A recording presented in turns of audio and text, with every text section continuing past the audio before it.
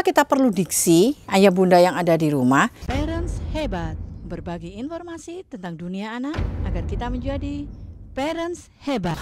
Assalamualaikum ayah bunda yang ada di rumah. Hari ini kita akan berdiskusi tentang diksi. Diksi atau artinya adalah pilihan kata yang tepat. Mengapa kita perlu diksi, ayah bunda yang ada di rumah? Karena diksi yang tepat mampu memberikan kenyamanan baik untuk diri sendiri maupun juga untuk orang lain ataupun anak-anak.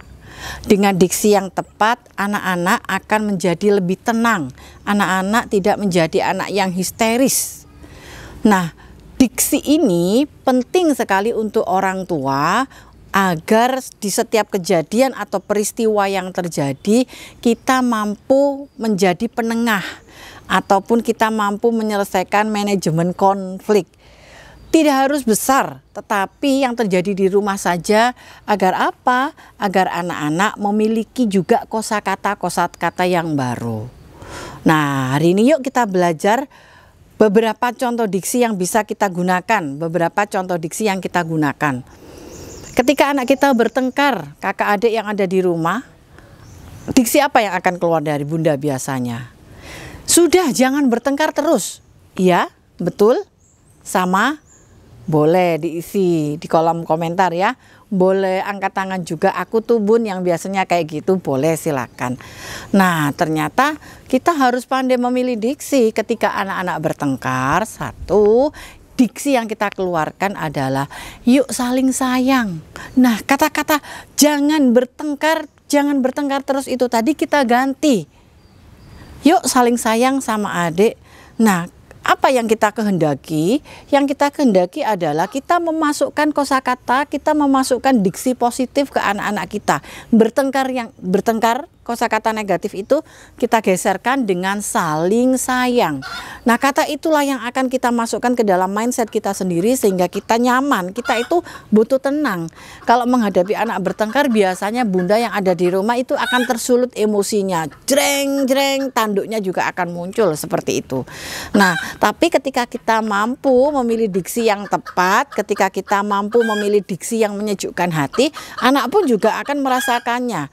Kita melerai anak tanpa mengeluarkan nada yang tinggi ataupun juga tanpa menggunakan tangan kita ya. Entah itu sama dua-duanya dipukul, istilahnya diceples begitu, tanpa seperti itu. Ayo sayang, yuk sayang dua-duanya, yuk sama kakak, yuk saling. Kita datangi sambil kita peluk gitu ya, dua-duanya gitu ya, kita cium kakak dan adiknya. Yuk saling sayang, yuk maafan dulu, yuk maafan dulu. Nah, berbeda.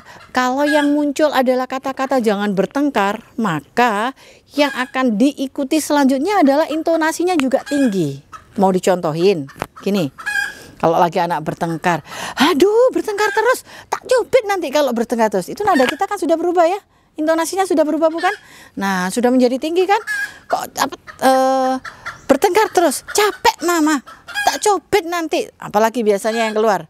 Mau dituliskan di situ boleh. Punya kosakata yang apa lagi? Misalkan kalau sedang melerai itu sambil apa? Diiringi nyubit kepada anak-anak supaya diam, diiringi mukul supaya anak-anak diam, atau apa lagi? Nah, boleh diisikan, dituliskan. Nah, ketika yang negatif itu sudah muncul, maka akan beriringan dengan negatif-negatif selanjutnya. Kata-kata negatif yang muncul tadi ya, jangan bertengkar, kemudian intonasi tinggi, kemudian gerakan tangan kita untuk menghentikan pertengkaran, dicubit ataupun dipukul, akan seperti itu. Nah, beda dengan kalau kata-katanya kita ubah. Ayo saling sayang dengan adik, dengan kakak. Maka yang akan muncul di hati kita juga ketenangan. Kita duduk, kita mendamaikannya dengan memeluk. Kita berikan yuk saling cium yuk, saling bermaafan yuk. Nah, main lagi ya nanti ya, saling sayang lagi ya. Rasulullah sayang dengan anak yang saling sayang. Sehingga yang positif tadi juga akan diiringi dengan positif yang selanjutnya. Nah, kesulitannya apa? Kesulitannya adalah bagi orang tua yang tidak terbiasa memilih kata-kata diksi positif ini akan bingung. Aku kalau melerai itu bertengkar itu seperti apa? Nah, sangat wajar sekali. Nah, oleh karena itu apa yang kita lakukan? Belajar. Itu yang pertama. Yang kedua adalah mencoba. Yang ketiga adalah konsisten. Kita belajar. Belajarnya bagaimana? Boleh masukkan pertanyaan di kolom komentar. Kalau kata-kata ini saat ini apa ya Bunda? Boleh. Nanti kita diskusikan bersama-sama. Ketika sudah tahu, maka yang kedua dipraktekin. Tahu tapi nggak dipraktekin percuma dong. Nah, ketika sudah tahu kemudian dipraktekin, maka istiqomah, lakukan terus. Selamat mencoba bunda-bunda hebat yang ada di rumah. Kita berikan diksi yang positif untuk anak-anak kita agar anak-anak kita menjadi generasi yang sehat akal dan sehat mental. Salam parents hebat.